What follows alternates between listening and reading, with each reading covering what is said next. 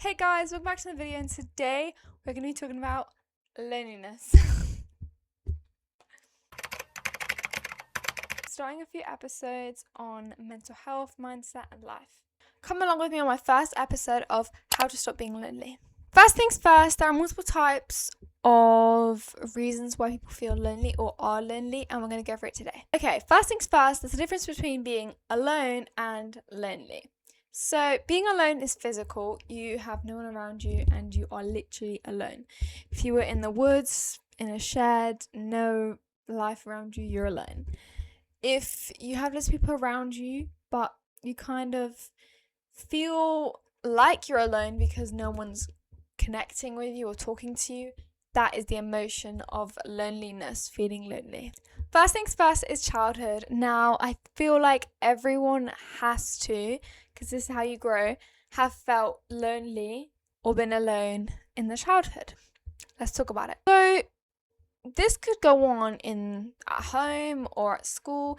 Now, I'm talking about globally. So, not fitting in is a really big thing that I struggled with, and I feel like many people must have struggled with, at least in some way. And I feel like also, I don't know, if you didn't have a nice new pair of shoes, you don't feel like you're fitting in.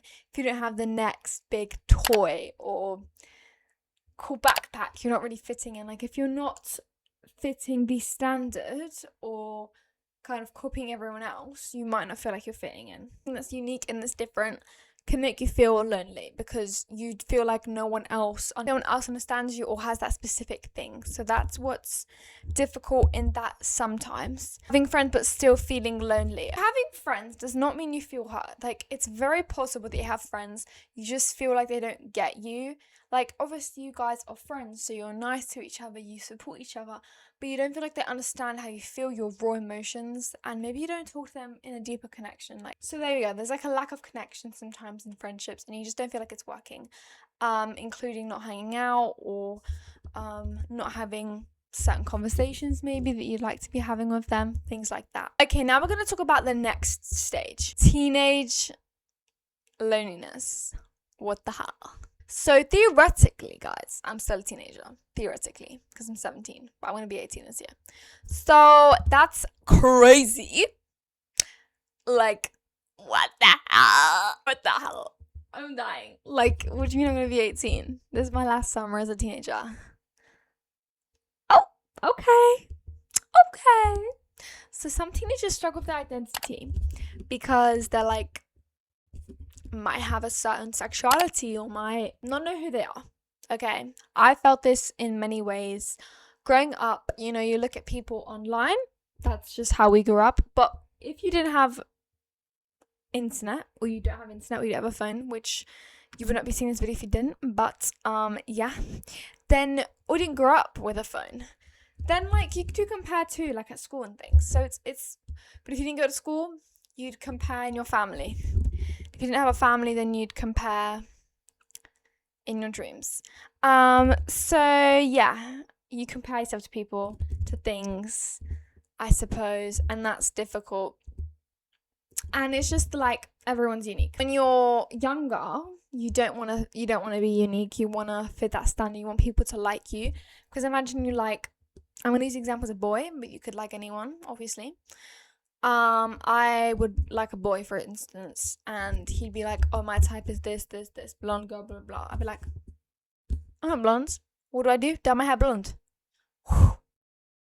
Do not do that. It's just coming back to life, guys. It was getting fried for 4 years. Just surrounded with people when you're a teenager, right? But yeah, you feel like you have no connections. No one understands you. Everyone's going through their own poo and you're all alone. And that's because nobody is you. Okay, this is what I kind of grew up realizing and stuff like that. You are you. No one else is you. No one else feels how you feel. You don't know how the people feel or react. You yourself have your own stuff going on, your own shit going on. That's your own stuff, and that's your own way of coping or things like that. Like, literally every single thing about you is unique and different. No one else can match exactly like you. So you can have compatible friends and stuff, compatible people to hang out with, but no one's going to understand you rock bottom like you do. And that's also a big thing about being lonely. But is it everyone? It helps you get to know who you are. loneliness can teach you things about yourself you didn't know. What you enjoy in your spare time. If that's nothing, trust me, I understand you. But there could be something. You know, if I'm bored, what do? I just re-clean my whole room and tidy it up like a weirdo.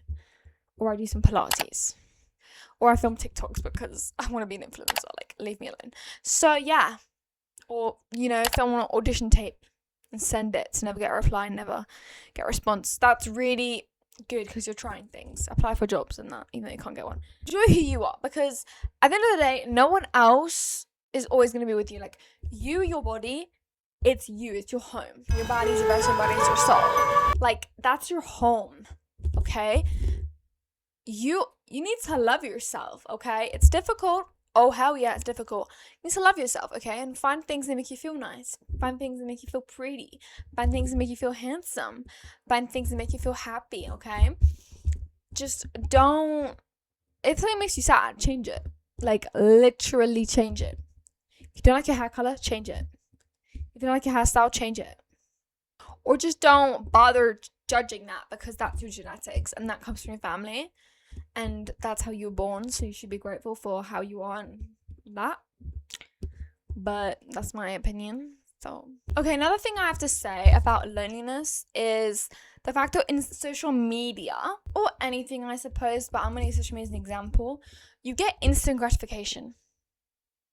Okay, because things are made for you to enjoy. Things are made for you to, like, enjoy. So you see it and you're like, oh yeah, that's nice, skip. You just on TikTok, flick for everything.